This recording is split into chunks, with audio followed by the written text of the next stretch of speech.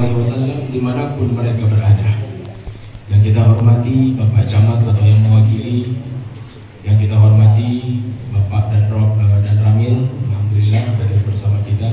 Yang kita hormati pula Bapak Kapolsek atau yang mewakili, alhamdulillah hadir pula bersama kita. Masya Allah, Bapak-bapak panitia pelaksana peringatan Isra Mi'raj Nabi Muhammad SAW, yang insya Allah mudah-mudahan kita semua beserta seluruh undangan selalu dimuliakan oleh Allah Subhanahu wa Ta'ala. Mudah-mudahan kita selalu mendapatkan rahmat dari Allah Subhanahu wa Ta'ala. Amin ya rabbal alamin. Alhamdulillah, thumma alhamdulillah, thumma alhamdulillah. Kita bersyukur kehadirat Allah Subhanahu wa Ta'ala. Tiada kalimat yang pantas kita ucapkan melainkan memuji dan memuja kepada Allah Subhanahu wa Ta'ala atas rasa syukur kita yang besar kepada Allah. Hari ini kita dimuliakan oleh Allah Subhanahu wa Ta'ala dengan takdir yang mulia. Kita didudukkan, dikumpulkan bersama-sama di dalam tempat yang mulia. Dikumpulkan kita bersama orang-orang mulia, orang-orang saleh, para alim ulama. Dikumpulkan kita bersama-sama di tempat ini untuk memperingati suatu peristiwa mulia yang dialami oleh manusia termulia, yaitu peristiwa Isra dan Mi'raj Nabi Muhammad SAW. Peristiwa agung, peristiwa besar yang belum pernah terjadi sebelumnya dan tidak akan pernah terjadi lagi sesudahnya. Ini luar biasa. Apa yang patut kita syukuri dari ini? Yang pertama yang harus kita syukuri adalah nikmat iman ini. Allah tanamkan iman di dalam hati kita sehingga kita mengimani dan mempercayai dengan betul, dengan yakin bahwa peristiwa Isra Mi'raj ini benar-benar terjadi, dialami oleh Nabi Muhammad SAW dengan ruh dan jasad beliau. Karena ada orang yang mengatakan Isra Mi'raj ini terjadi di dalam mimpi. Ada, bila mimpi Isra Mi'raj ini maka bukanlah suatu keajaiban. Mimpi itu terserah aja. Walaupun banyak keterangan dari berbagai kitab bahwa Nabi SAW memang pernah diperjalankan oleh Allah seumpama Mi'raj dalam mimpinya.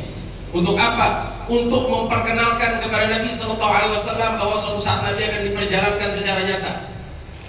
Nah, jadi alhamdulillah, belum bertahun dulu, biar yakin bujur bahwa Isra Mi'raj itu terjadi. Ya, okay. Bila ada sekung yang ada yakin, berikan dia kita ada. Ya Allah, kesenapa? Nah, maka kita yakin dan percaya ini belum bertakun. Kenapa biar maka yakin dan percaya? Ayo, nah, Ali kalau menjawab. Jangan sampai kita ditanya Allah, kenapa ikan percaya yakin dengan Isra Mi'raj? Lalu jawabannya ulun umpatan kait. Ada boleh? Ada boleh? Kita tuh yakin iman itu harus memiliki dasar, bukan umpatan. Ya kalau. Nah, jadi kita di alhamdulillah syukur. Padahal kita kadang melihat kejadiannya. Adakah orang kandris yang melihat orang pengarangnya ini tadi? Kincung, adakah orang kincung yang melihat kejadian Isra Mi'raj? Ada. Nah, kalau ada kan memang sih tidak bisa. Sama aja berarti kita pada kadang melihat juga.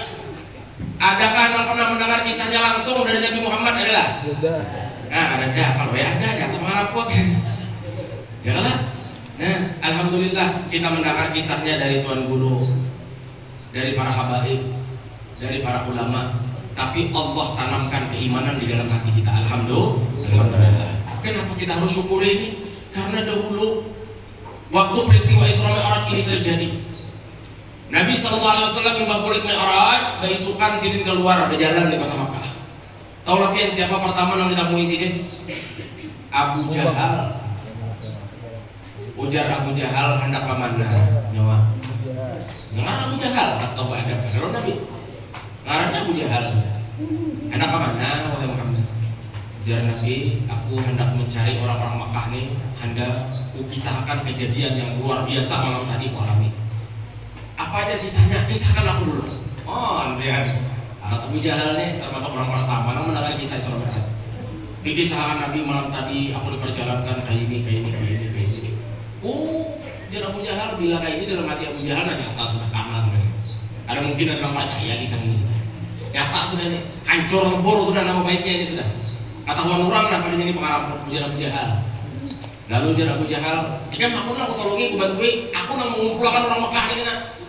Aku nak mengundang." Jadi Abu Jahal nak mengundang dia ajak mana Bagaimana? Sebab Abu Jahal ini orang terhormat di kota Makkah. Lalu Abu Jahal ini mengundang berjalan. Waktu Abu Jahal berjalan, bertamu dengan Sayyidina Abu Bakar. Oh Abu Bakar, Ikam percayalah kira-kira, seandainya ada orang pada malam tadinya di Mekah, kemudian ini diperjalankan ke Palestina, lalu dinaikkan ke atas langit, malam itu juga sampai pulang balik ke Mekah. Percayalah Ikam. Sayyidina Abu Bakar ini orang cerdas, luar biasa. Ujar Sayyidina Abu Bakar, tergantung siapa orangnya. Bila Ikam nyata baru percaya. Jadi ujar Abu Jahal tuh sahabatmu tuh Muhammad nama aku nama pada. Oh ujar Sayyidina Abu Bakar, bila kang itu lebih dari ini aku percaya. Oh ini iman deh. Lalu dikumpulkan penduduk Makkah, dikisahkan tentang Isra Mi'raj ini. Tahu apa yang terjadi? Nang kafir mendustakan pasti sudah. Bahkan mungkin orang pun segala macam-macam dah. Bahkan nang beriman banyak yang kembali menjadi murtad setelah peristiwa Isra Mi'raj. Nah inilah kita perlu tahu.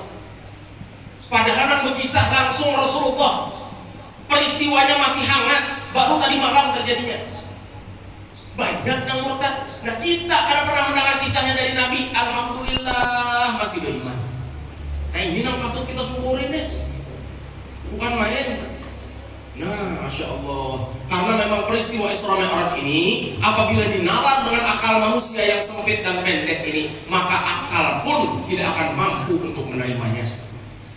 Peristiwa Isra Mi'raj ini adalah sebuah mukjizat, yang mana mukjizat itu harus diterima dengan hati dan diyakini dengan iman, bukan dengan akal dan pikiran. Nah, karena mukjizat ini saya kena masuk akal. Bila masuk akal itu artinya lain mukjizat. Nabi Ibrahim dibakar di dalam api, ada mati. Mukjizat ngaranya masuk akal orang dibakar ada mati. Itu mau, ya kan? Nabi Yunus masuk di tabung ikan nun, keluar hidup-hidup pulang. Masuk akal lah, karena masuk. Nah ini mukjizat negaranya. Dan Isra Mi'raj adalah salah satu mukjizat besar Nabi Muhammad SAW yang terjadi pada suatu malam. Dan dikisahkan, dibacakan ayatnya. Subhanalladzi asra bi'abdihi lailan minal masjidil haram ila al-masjidil aqsa alladzi barakna haulahu linuriyahu min ayatina innahu huwas samiul basir. Maha suci Allah. Kalau ayat Quran dimulai dengan kalimat subhana, kalau ayat Quran, kalau kita baca Quran ketemu dengan kalimat yang diawali dengan kata subhana, maka lanjutan ayatnya pasti menceritakan tentang kebesaran-kebesaran Allah.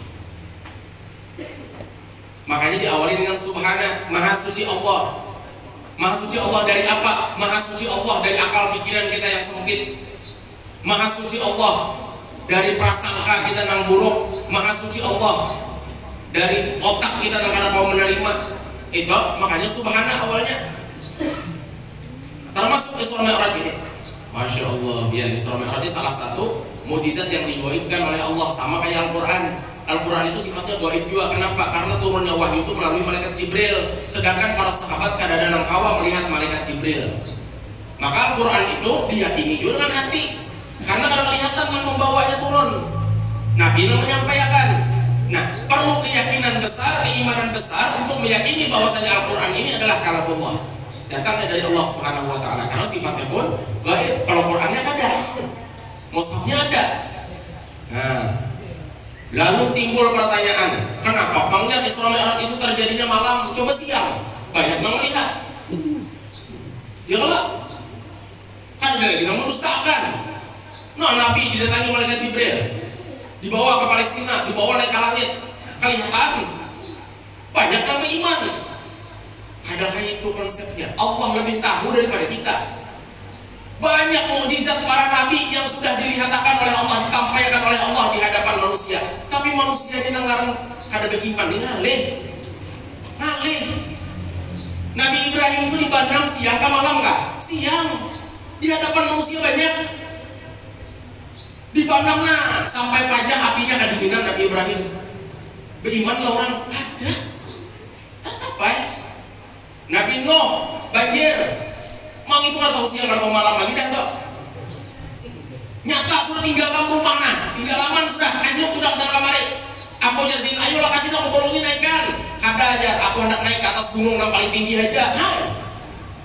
Padahal jelas mulai Nabi Nuh mulah kapal di atas gunung. Ngapa ini diulah dan mulah kapal di atas gunung? Jangan di baju landas mulah kapal, wajar. Ya kalau, nah, Nabi Musa, tongkatnya dipukulkan laut terbelah. Berimanlah Firaun. Kada. Nabi Isa, orang mati dihidupkan. Berimanlah pengikutnya. Kada. Nabi Muhammad SAW, beliau punya mukjizat pernah membelah bulan. Lalu dimasukkan sidin dari tangan baju sidin dan subalah keluar dari subahnya. Lalu dikembalikan sidin lagi menjadi satu. Ini dilihat oleh penduduk Mekah. Berimanlah. Kada. Apa ujarnya memandangkan para nabi itu? Tukang sihir, tukang sulap. Nah, itu jadi kada pengaruh. Malam pasti yang kada pengaruh. Dasar memang harus diterima dengan iman, dan hanya orang beriman yang mampu percaya dan meyakini peristiwa seperti ini.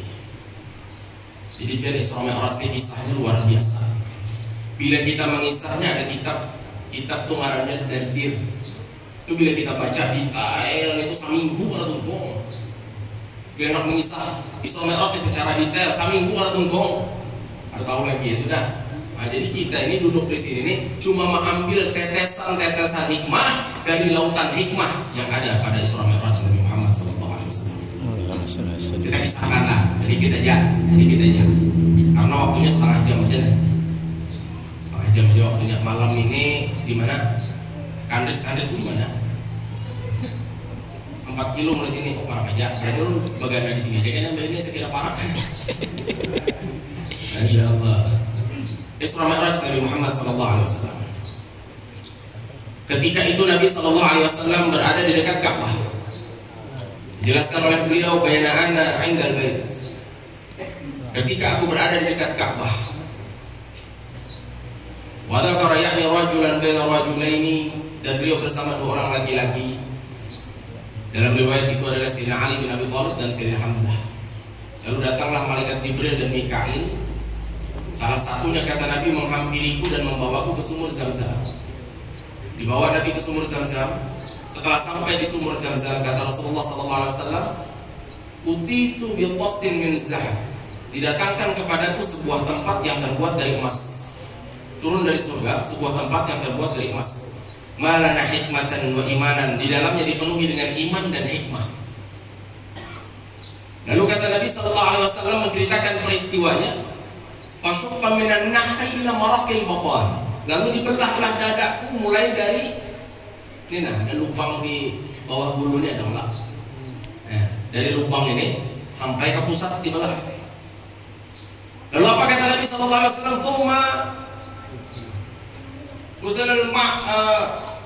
Summa ghusila al-batn bima'i Zam-Zam. Lalu dicuci isi daripada dadaku ini dengan menggunakan air Zam-Zam.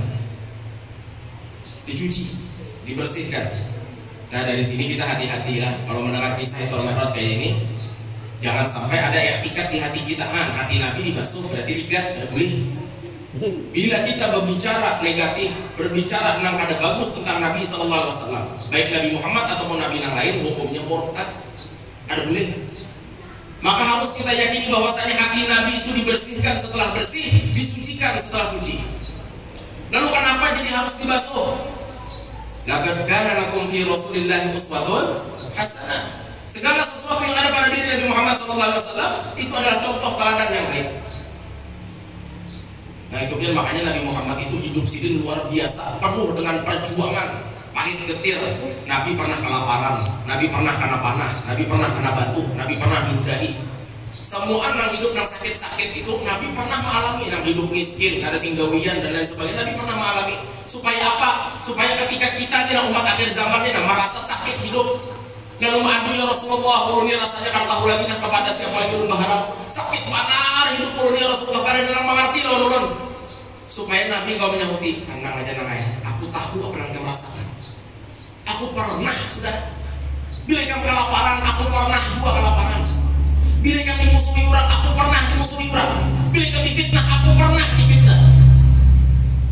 Jadi Nabi itu lengkap hidup sidin. Karena sidin cinta lawan umatnya sehingga sidin hendak merasakan apa yang dirasakan oleh kita. Lalu contoh apa yang bisa kita ambil dari dibersihkannya, dicucinya hati Nabi Sallallahu Alaihi Wasallam? Ini Nabi dalam perjalanan menuju kepada Allah, hendak bertemu dengan Allah. Maka dicontohkan kita nih nang jua dalam perjalanan menuju Allah. Kita ini menuju Allah kan? Menuju Allah. Sampainya kita apabila kita sudah diumumkan oleh kaum inna lillahi wa inna ilaihi raji'un.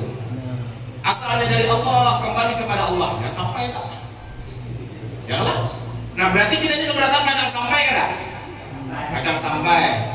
Nah maka apabila kita hendak mujur sampai kepada Allah, di hati Nabi, apa yang dilakukan? Hati dibersihi. Bila orang hatinya kada bersih, hatinya rigat, asal dari Allah, kembalinya sasar. Itu bahayanya. Kenapa hati rigat? Maka dibersihi, dicontohkan oleh Nabi Sallallahu Alaihi Wasallam. Nah jadi kita patut berkeyakinan bahwasanya Nabi Sallallahu Alaihi Wasallam hati beliau itu dibersihkan setelah bersih, disucikan setelah suci. Ulun pernah mengisahkan ini, lalu ada yang bertakun yang rupanya orang ini kaliwat pintarnya kaliwat, masya Allah, fiqh pemikirannya luar biasa. Ulun ini adalah pertama kali mendengar kisah Isra Mi'raj. Tadi ujar pian tadi dalam hadis Nabi dipadakan, ukti itu biqas min zahab, didatangkan kepadaku tempat yang terbuat dari emas. Datangnya dari mana, Bi? Dari surga aja ulun ini. Oh, dari surga. Maka emas kada boleh dipakai. Gasan lain-lain selain daripada perhiasan gasan bikinian. Gasan alat makan, alat minum kada boleh. Lalu kenapa Nabi digunakan emas padanya? Boleh aja kah dipakai mencuci hati Nabi tadi? Oh jarulun. Satu yang pertama sebabnya kada apa-apa karena ini yang didatangkan dari surga. Jadi segala sesuatu yang ada yang didatangkan dari surga, maka kada berlaku hukum dunia di atasnya. Misalnya pian yang mana kabar aja. Lagi puasa di bulan Ramadan, lalu pian mendapatkan kemuliaan dari Allah Subhanahu Wa Taala, diturunkan makanan dari surga, sate kambing. Lalu pian makan sate kambing dan yang datang di surga dari itu, maka sepakat seluruh ulama bahwasanya puasa pian kada batal. Puasa kada batal karena apa? Makanan datang di surga. Nah itu yang pertama alasannya, karena emasnya datang surga maka kada haram. Nah yang kedua, waktu Isra Mi'raj ini belum turun syariat emas itu haram, baru haram lagi waktu itu. Halo? Oh kayak itu aja, tinggi. Nah lalu yang kedua yang belum tak gunakan, tsumma wuthilul batnu bima'i zamzam, lalu dicuci hati ujar Nabi dengan air zam-zam. Nah kenapa maka air zam-zam karena ada banyu kan di surga itu? Kenapa wadah itu kada salah jual membawa banyu? Gasan membasuh hati Nabi. Pak dulu ini sering pakai ini. Wow, Bian sampai langsung tuh mikir. Yang kita mensawalihan menerangkan tunggu paham kan ya juga padahal. Lah, masya Allah. Kenapa maka air zam-zam bukan air dari telaga surga? Karena dikatakan para ulama, afdalul miyahi ma'un qad nabat min baini asabi'in nabiyyil muttaba. Yalihi ma'u zam-zam fal kautsar.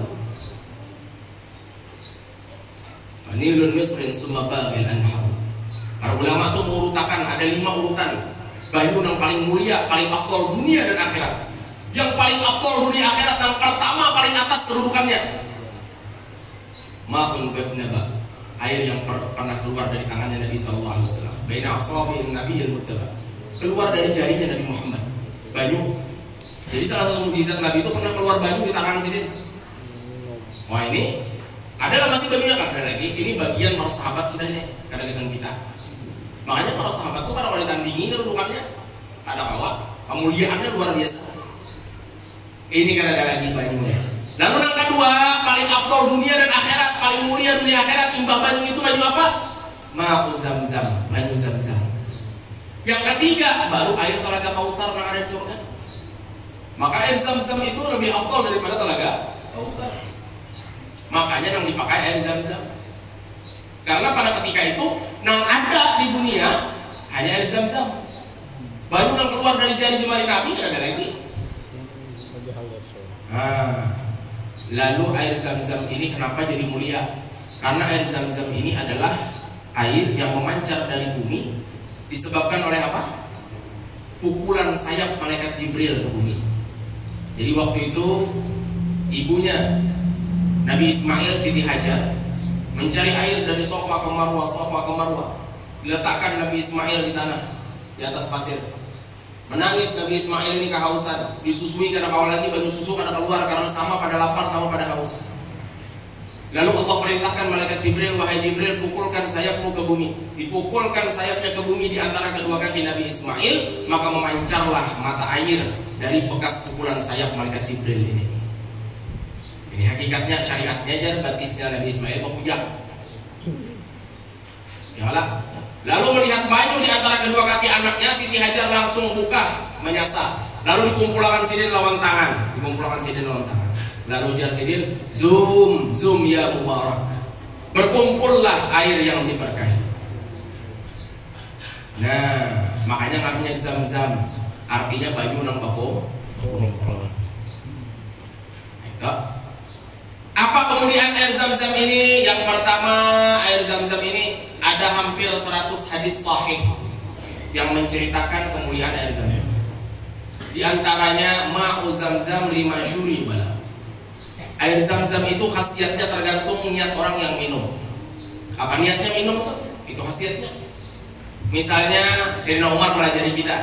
Aku jasidin bila minum air Zam-Zam niatnya, ya Allah, ulun berniat minum air Zam-Zam ini supaya kada di padang mahsyar kada kehausan. Oh, pintar Allah, para sahabat luar biasa. Bila kita ada, kita ini kesan dunia, urusannya cuma kamu nih. Seandainya pian tak diberikan Allah satu permintaan yang pasti dikabulkan Allah, apa nabi yang minta? 80% lebih dari kita ini minta suge. Ya kan? Nah, padahal pian cakanya, bila kita sedikit lagi berpikiran, ditambahi lagi pikiran sedikit, baik minta surga. Bila ada sebuting permintaan yang kabul, Mbah tuh pintar, karena menyahuti sugih dulu ya, hanya harus sedekah banyak-banyak supaya masuk surga. Pintar, pintar, pandir. Jadi sekalinya sugih kan kalau disedekah lagi, oh ini ya kalau kemarin. Allahumma sholli ala Muhammad. Allahumma sholli alaihi. Nah itu air Zam-Zam. Sayyidina Abdullah bin Umar, anaknya Sayyidina Umar, ini melajari kita. Jadi kalau anak minum air Zam-Zam, jangan tertulis di buku di mana-mana tuh, Allahumma inni as'aluka ilman nafi'an wa rizqan wasi'an wa shifaan min kulli da'. Minta ya Allah, niat minum air Zam-Zam ini Allah berikan ilmu yang manfaat, rezeki yang berkah, dan obat untuk semua penyakit. Boleh, terserah aja punya niatnya apa. Apa aja niatnya boleh. 5 syuri balahu, tergantung niat orang yang meminum. Itu keistimewaan air Zam-Zam. Dan air Zam-Zam ini ma'u Zam-Zam ta'amut ta'min wa shifa'un sumin. Makanan bagi orang yang lapar dan obat untuk semua penyakit. Ada nggak banyu yang mau menganyangi? Ada. Coba pian bila lapar minum banyu galon itu. Apa yang terjadi? Ada betah bocor. Bapulas parut membanyu isinya. Nah, tapi air Zam-Zam banyak orang yang i'tikaf di dalam Masjidil Haram tidak memakan apapun, mereka hanya meminum air Zam-Zam dan mereka tidak merasa lapar. Banyak, sampai hari ini banyak. Wa shifa'un sumin, obat untuk semua penyakit. Jadi bila pian ada bisi penyakit, ujar dokter harus dioperasi Pak, berapa biayanya? 250 juta. Ada enggak? Bukan pian kada boleh percaya lawan dokter, ada. Cuma kita ini paling 4 percaya lawan manusia. Bila dokter nang memadahi masih benar.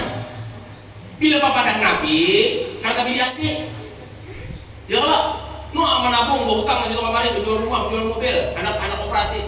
Coba dulu, cobai, karena ada salahnya, cobai dulu apa yang ujar Nabi ini. Daripada 250 juta, dia keluarkan 50 juta ke satu lak umroh. Berangkat umroh kan? Berangkat umroh. Atau bila ada kawal lagi, ulang lagi rumah sakit, ada kawal lagi, cariakan air Zam-Zam, cariakan, tukarakan, tidur makan. Wa shifa'un sumin, obat untuk semua penyakit. Nabi itu lengkap memberi lawan kita. Habbatus sauda, kalau main habbatus sauda, jintan hirang. Jintan hirang itu ujar Nabi mengobati semua penyakit kecuali mati. Ayo, mana dong diantara kita ini yang bisi diabetes, bisi kolesterol, darah tinggi, ada yang minum habbatus sauda tuh? Ini Nabi yang memadahi. Nabi yang memadahi. Hakun minum obat dokter, nah, tukar obat di apotek di untal.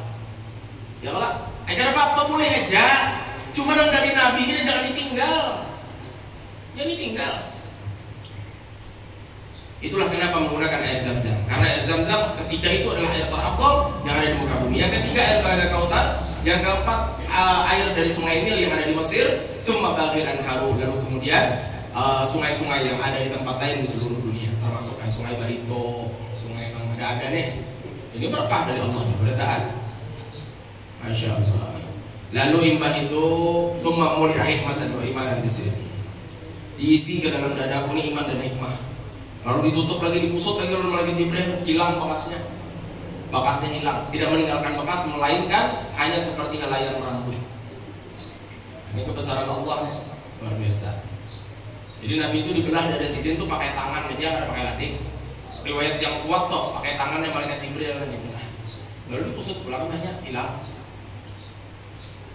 Lalu kemudian imbah sudah tuntung itu seberataan, lalu dibawalah Nabi SAW.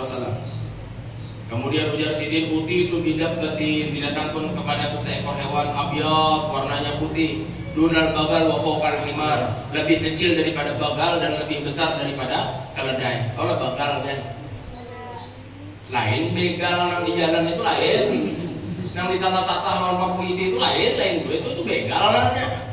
Bagal itu adalah hasil percampuran antara kuda ganal dan kuda halus. Lalu lahir kuda nang tanggung gitu nah. Nah ini halus pada bagal, ganal pada keledai. Ukuran borok tadi. Lalu jar Nabi SAW mengisahkan warnanya putih benar. Ada sayap di antara kedua pahanya. Bisa lebih lihat gambar borok bisa lah. Bisa lah. Dahulu banyak di rumah-rumah orang. Nah kayak awaknya kayak kuda, bahalar. Batisnya kayak batis burung, muhanya bibinian berambut panjang. Bisa kalian melihat itu?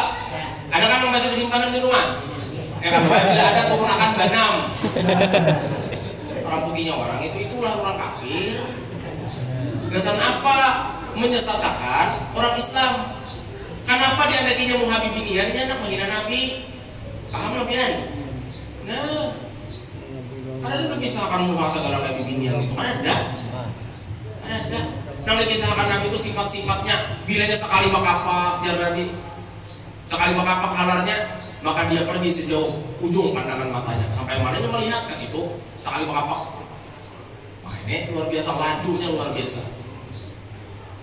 Faraqibtu wa ma'i Jibril jar Nabi, lalu aku berangkat dan bersamaku ada malaikat Jibril. Dalam riwayat ini malaikat Jibril mendampingi Nabi hingga Nabi, malaikat Mikail mau mengikuti talinya. Borok gitu ya. Lalu berangkat. Sampai di suatu tempat ujar malaikat Jibril, "Indil fasalli ya Muhammad." Turun dan sholat di tempat ini wahai Muhammad.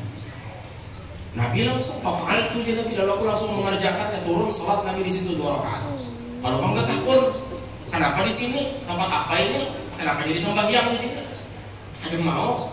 Nah ini adab seorang murid kepada guru. Nah, itu bila kita berguru itu jangan banyak takut dulu. Apa nama kepada guru itu gawi? Walaupun ada sesuai dengan keinginan kita. Paham lebihan? Misalnya kayak ini nah. Misalnya Abah ulun bahai alhamdulillah dapat rezeki bini ulun beranak. Nggih. Jadi bahai ulun ini minta pendapat pian. Ini kan bah bilanya besukan hujan hari bahai. Bila tengah hari tarang harinya. Cuma bilanya tengah hari bah acara biasanya bahai kan tapi ada ulang lupa. Dan bila hujan ini bisa kadang-kadang orangnya bahaya. Apa menurut pian bah? Maka besukan kata harinya malam baulun. Ujar sidin besukan. Lalu pian kulit ke rumah ke padiran dan gini jam ini hujan hari bila besukan nah semingguan nih bila besukan hujan. Kayak apa kita acara? Lalu pian kada masih pulang ke acara siang atau malam. Nah ini tanda murid nang durhaka katanya. Papadah guru itu diumpati. Walaupun kada bujur, maksudnya kada bujur tuh secara syariat ya tadi bahwa ini bila jadi umpati hari hujan gitu nah. Ya kalau kenapa jadi lebih afdal mengumpati pendapat guru? Bila pian umpati pendapat sidin pasti ada berkah di baliknya. Tapi apabila pian kada masih, walaupun acara pian rame, acara pian sukses, tapi guru pian sakit hati, berkah kesan pian hilang. Nah itu. Jadi Nabi indil fasalli turun sembahyang. Imbah tuntung sembahyang hajat ditakuni malaikat Jibril. Atadri aina shallaita? Tahulah tadi di mana sembahyang? Jangan Nabi kada tahu nah. Shalaita bi Thaibah wa ilaihal muhajir. Engkau tadi salat di Thaibah namanya atau Madinah. Di tempat inilah nanti engkau akan dihijrahkan oleh Allah. Jalan pulang. Sampai pulang, turun pulang. Indil fasalli ya Muhammad, turun dan salat di sini. Fasallaitu ya Nabi, lalu aku pun salat di tempat itu. Ditakuni lagi, atadri aina shallaita? Tahulah di mana tadi sembahyang? Ada tahu. Shallaita bi Turi Sina, haitsu kalam Allah azza wa jalla Musa alaihissalam. Engkau salat namanya di Bukit Tur Sina, tempat di mana Allah bercakap-cakap dengan Nabi Musa alaihissalam. Oh ya, ajar Nabi. Lalu jalan lagi, disuruh lagi indil fasalli, turun dan salat, turun salat Nabi di sini. Ditakuni lagi, atadri aina shallaita? Tahulah di mana tadi sembahyang? Kada tahu. Shallaita bi Baitul Lahmi, engkau salat di Bethlehem namanya Baitul Lahmun, tempat daging artinya. Haitsu wulida Isa bin Maryam alaihi wassalam. Tempat ini adalah tempat dilahirkannya Nabi Isa putra Maryam. Kenapa disebut tempat daging? Karena waktu Nabi Isa dilahirkan itu ada bidannya. Lalu kada ada yang menyambut. Awak Nabi Isa ini, daging Nabi Isa langsung gugur ke tanah, langsung bersentuhan dengan tanah itu, maka dinamakan tempat itu tempat daging, atau sekarang dikenal dengan Bethlehem. Mantap. Turun sholat Nabi di situ. Kalau kita pikirkan pulang, ini masih pertanyaan orang yang lipat berpikir tadi. Lah, ditakuninya pulang, apa? Nabi itu maka singgah itu apa? Maka tujuannya anak berjumpa dengan Allah. Karena ada tujuan yang lebih afdal daripada itu. Kenapa maka singgah di Madinah, singgah di Tur Sina, singgah di Madyan, singgah di Bethlehem? Kenapa? Kenapa kada langsung aja mulai Makkah, kerap sana ke arasy Allah? Ketemuan dengan Allah langsung kenapa? Ini pulang uswatun hasanahnya Nabi melajari kita. Jangan hendak langsung ke Allah Ta'ala, bawa silah. Tuh Nabi diajari malaikat Jibril bawa silah. Jangan melupakan jasa orang-orang terdahulu yang telah berjuang dahulu. Tempat kenangan Nabi Musa, tempat bersejarah bagi Nabi Isa, disinggahi sembahyang di situ, dimuliakan. Nah itulah kenapa kita wali ini bila ada masalah, bila ada apa, bila ada hajat datang ke makam orang-orang saleh, ziarah kubur orang-orang wali. Ya kalau ke Syekh Nafis, ke Syekh Muhammad Arsyad Al-Banjari, Kasabumpul, ada Tusampul, ziarah kita. Ini sebagaimana singgahnya Nabi ketika Isra, mengharapkan keberkahan. Dari mana dalilnya berkah? Alladzi barakna haulahu. Semua yang meliputi, yang terlibat dalam Isra Mi'raj itu diberkahi oleh Allah. Maka contoh seperti ini mendatangkan barokah. Kemudian kata Nabi SAW, "Tsumma dakhaltu bi Baitil Maqdis." Lalu masuk sampai sudah ke Masjidil Aqsa, masuk ke Baitul Maqdis dari Nabi. Fajumi uliyal anbiya, berkumpul di situ rohnya para nabi semuanya. Rohnya Nabi berkumpul bertahan di situ. Mulai Nabi Adam sampai Nabi Muhammad, berapa jumlahnya? 124.000 nabi, 315 rasul, 25 nabi dan rasul yang wajib kita ketahui, karena 25 ini namanya disebut dalam Al-Quran. Yang 124.000 itu 25 yang ditulis dalam Quran disebut. Maka wajib kita tahu yang 25. Bila kada tahu berdosa hukumnya. Karena salah satu daripada akidah. Berkumpul semua roh para nabi dan Rasulullah SAW. Maka damani Jibril hatta amamtuhum. Lalu Jibril membawa ke pemuka. Lalu aku menjadi imam di sini. Menjadi imam dalam salat. Sembahyang 2 rakaat di Baitul Maqdis, dan itu Nabi Muhammad jadi imam. Disinilah awal mula Nabi Muhammad memiliki gelar Sayyidul Anbiya wal Mursalin, pemimpin dari segala nabi dan rasul. Nah, ini ringkas baru mengisahkannya. Habis ya sudah, para kasar sudah. Para sudah lah. Para sudah sampai sudah sampai sudah di sudah. Nah, jadi suruh antarakan mulai dari Masjidil Haram ke Masjidil Aqsa. Ya lah. Nah, tinggal naik ke angka gitu jadi. Nah, bila-bila kita malam ini kan Andres. Ya kah? Itu supaya rame kan guys. Bagi kita nih bilanya berdiam toh, bila tempat pada kita berdiam ini, nah kayak ini kita ini harus rakat. Acara di mana kita datangi rame-rame. Acara di situ kita datangi rame-rame, bila kada sani kita ada orangnya kita. Ya kalau? Nah terakhir nih belum berpasak. Mohon izin lah pada terakhir. Kita 14 Februari akan menghadapi pesta demokrasi besar-besaran. Memilih wakil rakyat DPRD Kabupaten, Provinsi, DPR RI, DPD RI, dan Presiden. 5 yang kita pilih. Ini menentukan nasib kita 5 tahun ke depan. Pesan dulu, jangan sampai ada yang golput. Datangi ke TPS, gunakan hak suara kita. Beri pilihan yang terbaik. Nang mana yang harus kita pilih? Nang mana yang harus kita pilih? Kita orang beriman. Kita harus memiliki barometer. Apa ngarannya tolak ukur nang mana yang dipilih? Nang kita pilih adalah nang kita tahu mana nang ketaatannya lebih tinggi kepada Allah Subhanahu wa taala. DPRD provinsinya nak takut lawan Allah, DPRD kabupatennya nak takut lawan Allah. Seberapa pemimpin kita pilih nak takut lawan Allah. Ya Allah, nang sembahyangnya bagus. Karena bila orang ada sembahyang lah, diberi amanah, ada mungkin yang mau amanah. Ada mungkin. Kenapa Allah Taala aja ditinggalkannya paling kian. Dan balik. Itu aja, intinya itu aja. Nah, artinya apa? Jangan memilih nama membayar. Bila pian memilih nama bayar, berarti pian disogok. Jangan Nabi nama nyogok dan disogok masuk neraka. Apa nama masuk neraka? Gara-gara duit 100.000. Makanan ada 100.000, ini 50-an aja baginya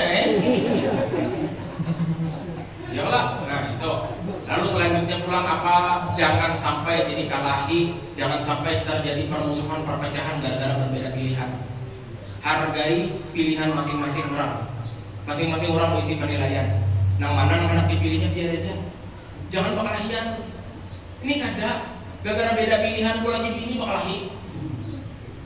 Ya kalau beri sana ada betaguran, betetangga ada kehiranan, beramutan aja ya Allah ya Rabbi. Apa hasilnya apa? Hasilnya apa? Tiada bukuannya yang pian pilih-pilih, yang pian takalahi ini jadi pejabat ini sudah hirang-hirangin kada lobian. Harus jangan. Kita hanya menunaikan hak dan kewajiban kita aja. Beda pilihan itu biasa. Bila kalian tahu bang nama-nama milih, batakun lawan tahu. Biar isi guru masing-masing, isi panutan masing-masing tahu nih.